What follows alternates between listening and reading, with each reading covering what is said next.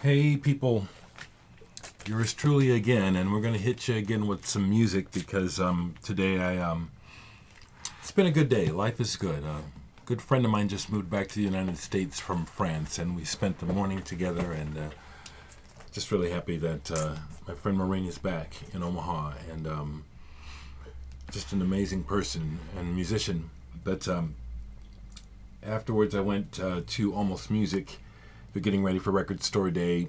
I have some credit there, so I thought I'd see what he had since the last time I was at the store. And I went ahead and picked up a copy of the reissue of Death, or is this like a posthumous release that came out finally after it was made in '75 for the whole world to see? Brothers rocking, playing rock, and this is a really good album and diverse. 1975, Detroit. And this was released in 2009 on Drag City, so I'm just finally getting a copy on vinyl. I've heard it, but this is really good and diverse. When they really get going on here, like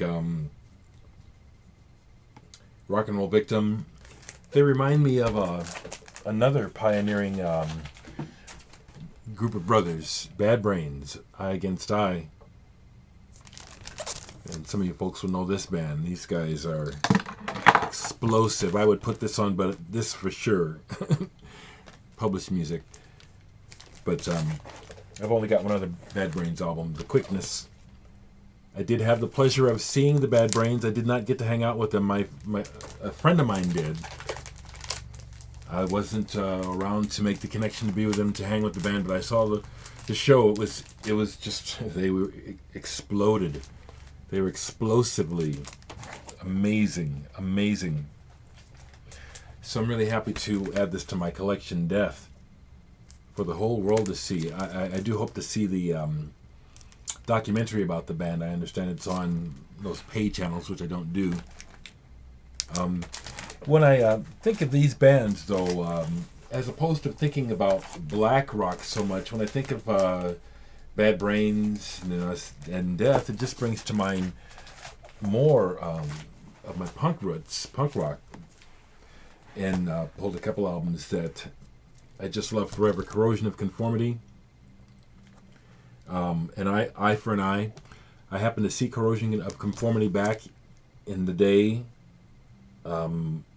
I'm not sure what year it was, but it was back when Woody and Reed, oh my God, Mike Dean, the core of the band was there. They didn't have, they had a different singer than Eric when I saw him, but good God, talk about an amazing, explosive show. And just some of the most enjoyable, because of the energy and the vibe and the after buzz. Some of the best shows I've ever been to have been some punk rock shows I've been to. COC was one. One that I missed in Omaha, that my band RAF, before I joined the band, no, actually, I forget the story. Either I couldn't make the gig, or this was before I was in the band, but RAF opened for MD, Millions of Dead Cops. And I'm so sorry I missed that, because I've sold the great majority of my punk rock records, and I just have a few left. This is one, because this is just... I've run out of words. This is just something.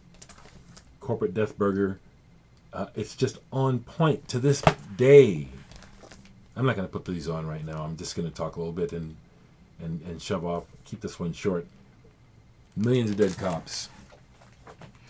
Really got into... I like punk from all over the world, but the DC scene, there seemed to be a real-life connection to the Omaha hardcore scene. So I'm familiar with some of those bands, played with some of them. Beefeater is one. Scream. This is just one of the best. Still Screaming. This is one of the best rock albums. Punk rock, but just, man, talk about energy, unrelenting. Dave Grohl is not on this album. And that isn't even what this is. This is just... The entire album just wham, wham, wham, wham, wham, wham, wham, wham, wham. Scream. If you haven't heard this and you like punk rock, or you want to hear something, some of the genuine article, Scream. One last one I pulled because I kept Minor Threat. Ian MacKaye and the Boys. Okay. Talk about keeping it real, being real. And it wasn't, and it's never been about whether or not I completely agreed with what Ian was about, straight edge, any of that stuff. The raw energy mixed with the different messages and just the way that at the time before things even see the violence and the negative energy that people want to associate with punk has always been there. It's always been in all music, it's always been a mix. This idea of a pure good and a pure bad is just bunk. It's always a bloody mess.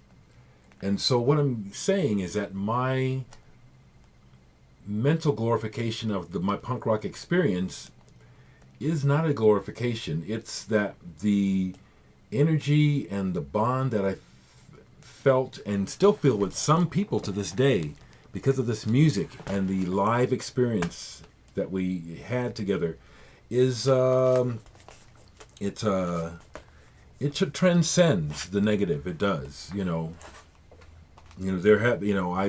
got my jaws cracked, but it wasn't on purpose, at a show. It's I've, if anything, what I can say is I've had the opposite experience. I'm trying to think of the band. They were from New York. Oh man, I got the T-shirt still, but they were punk, but their audience was a skinhead audience, which, to be honest with you, at the time I did not know. I just knew that some people I knew were going to the show, and it was, I forget where this was. It was a community center that I kind of liked that was doing punk shows for a while, so I went. It'll come to me as something like the Warlord, possibly.